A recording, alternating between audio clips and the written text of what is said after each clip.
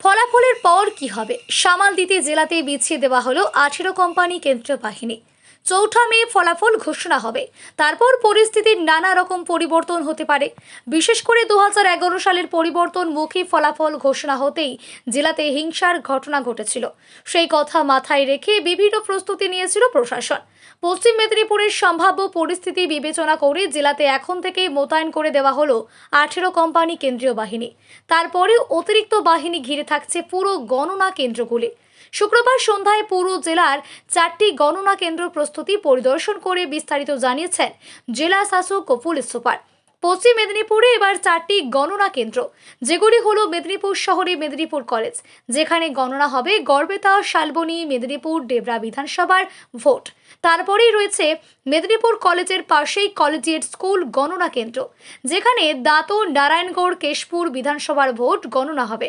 তারপর রয়েছে খড়গপুর কেন্দ্রীয় বিদ্যালয়, যেখানে খড়গপুর সদর, খড়গপুর গ্রামীণ, কেশিয়ারি, সবং, পিংলা বিধানসভার ভোট গণনা হবে। এরপর রয়েছে ঘাটাল শহরে ঘাটাল কলেজ গণনা কেন্দ্র, যেখানে গণনা হবে ঘাটাল, দাসপুর, চন্দ্রকোনা বিধানসভার ভোট গণনা। সব মিলিয়ে 15টি বিধানসভার ভোট গণনা হবে 4টি স্থান থেকে। পশ্চিম মেদিনীপুরে গতবারে 15টি বিধানসভার 2টি বিজেপি পেয়েছিল। এবার বিজেপির দাবি অনেক বেশি হবে সেই আসন। রাজ্যেও নাকি পালা বদল হতে পারে। এমন পরিস্থিতিতে অনেক কিছুই হতে পারে জেলাতে। সেই কথা মাথায় রেখে জেলাতে প্রচুর কেন্দ্রীয় বাহিনী মোতায়েন করা হয়েছে গণনা কেন্দ্রগুলিতে। সেই সাথে জেলার সম্ভাব্য হিংসা বা গণ্ডগোলের স্থানগুলিতে আরও 18 কোম্পানি কেন্দ্রীয় বাহিনী কাজে লাগানো হচ্ছে বলে পুলিশ সুপার পাপিয়া সুলতানা জানিয়েছেন শুক্রবার রাতে মেদিনীপুর শহরে।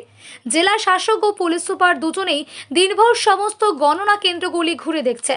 সবেতেই চরম প্রস্তুতি রয়েছে বলে জানিয়েছেন দুজনেই। ইতিমধ্যেই জেলার বিভিন্ন স্পর্শকাতর স্থানগুলিতে কেন্দ্রীয় বাহিনী টহল দেওয়া শুরু করেছে।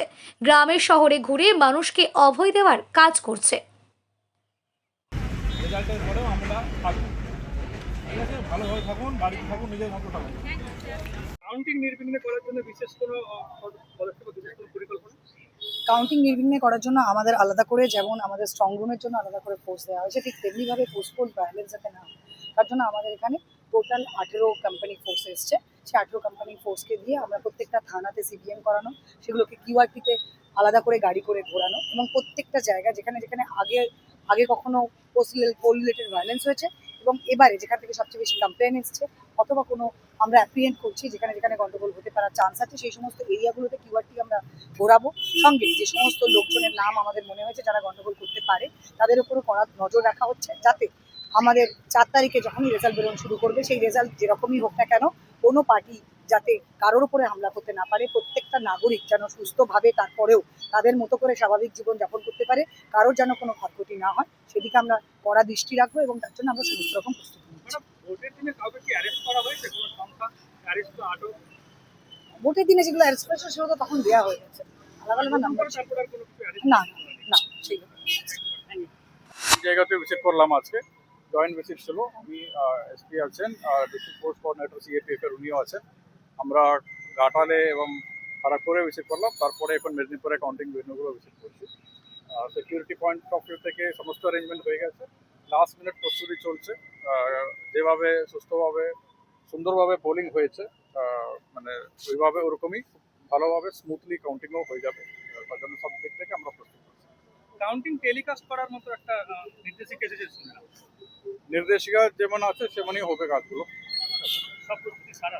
হ্যাঁ, সব প্রস্তুতি একদম রেডি আছে, সব দিক থেকে রেডি আছে।